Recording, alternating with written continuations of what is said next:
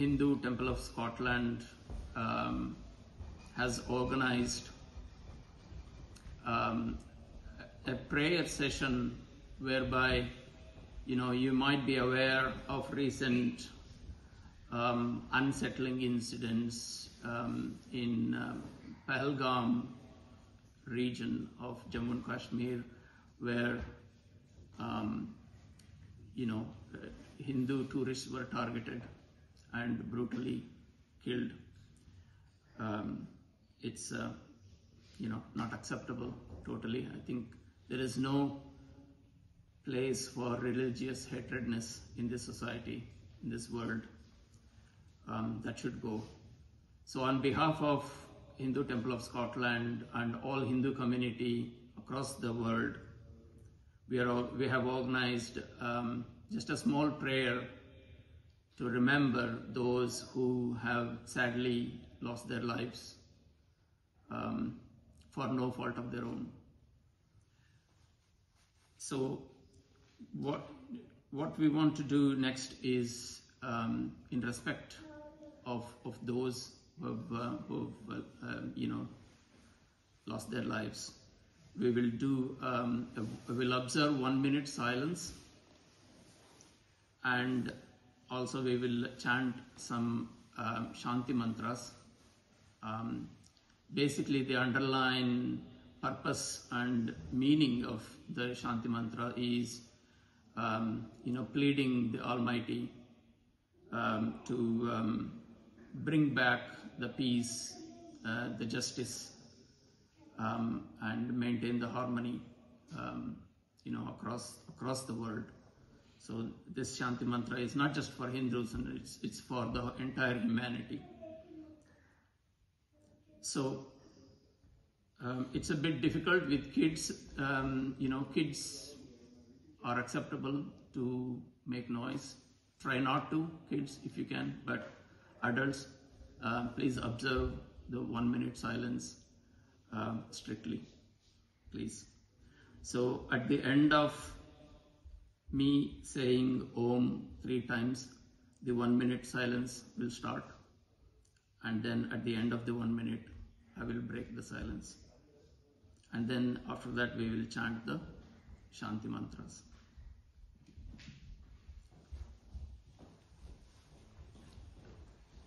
Harihi Om, Om, Om, Om.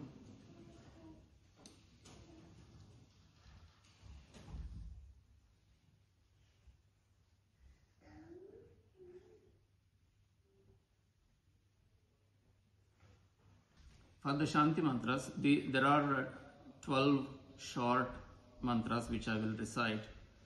At the end of each, there will be Om Shanti, Shanti, Shantihi. And can I have somebody at the bell? And at the end of each Om Shanti, Shanti, Shantihi, you need to ring 1 bell. Okay. Om Asatoma Sadgamaya Tamasoma Jyotirgamaya Mrityorma Amrutangamaya. Om Shanti Shanti Shantihi. Sarvesham swastirbhavatu, sarvesham shantirbhavatu, sarvesham purnam bhavatu, sarvesham mangalam bhavatu, sarve bhavantu sukhinah, sarve santu niramayah, sarve bhadrani pashyantu, ma kachchit dukkhat bhavet. Om Shanti Shanti Shantihi.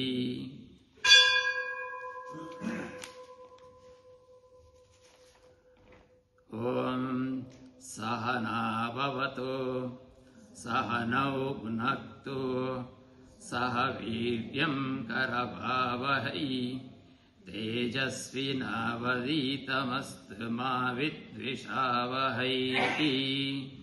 ॐ शान्ति शान्ति शान्तिः।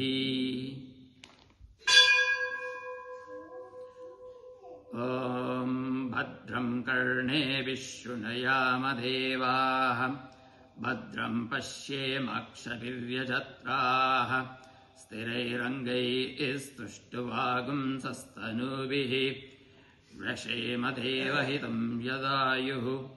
स्वस्ति न इन्द्रो वृतश्रवाः स्वस्ति नः पूषा विश्ववेदाः स्वस्ति नस्तार्क्ष्यो अरिष्टनेमिः स्वस्ति नो बृहस्पतिर्ददातु।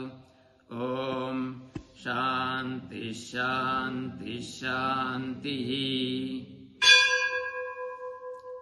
ॐ पूर्णमदः पूर्णमिदं पूर्णात् पूर्णमुदच्यते पूर्णस्य पूर्णमादाय पूर्णमेवावशिष्यते।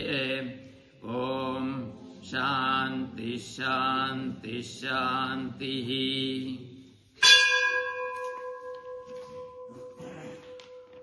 ॐ नमो ब्रह्मणे नमो अस्वग्नये नमः पृथिव्यै नम ओषधीभ्यः नमो वाचे नमो वाचस्पतये नमो विष्णवे बृहते करोमि।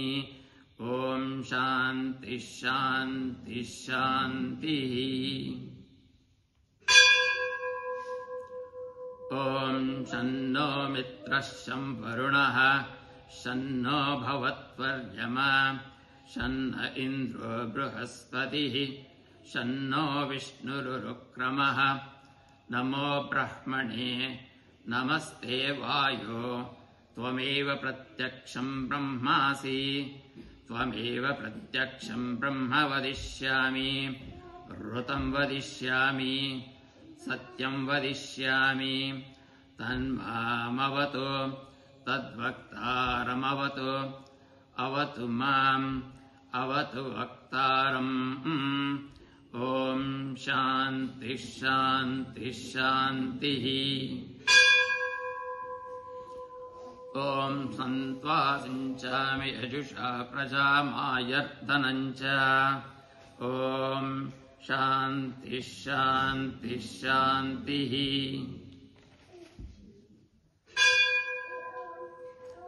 ॐ वाग्मे मनसि प्रतिष्ठिता मनो मे वाचि प्रतिष्ठिता मा विरावीर्म एदि वेदस्य म आणीस्तश्रुतमेव प्रहासीरनेनाधीते नो होरात्रान्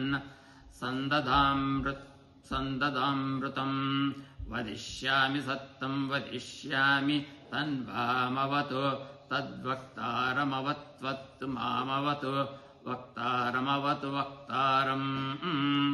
ॐ शान्ति शान्ति शान्तिः।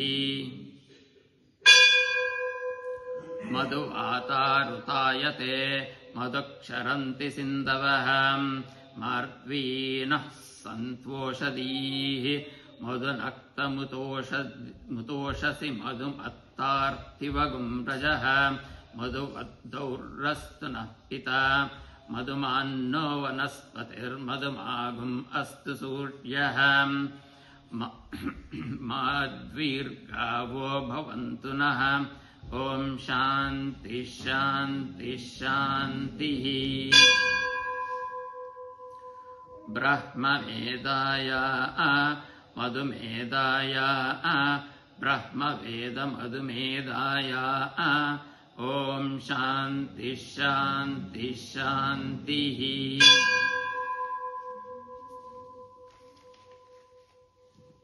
हरिः ॐ श्रीगुरुभ्यो नमः। हरिः ॐ।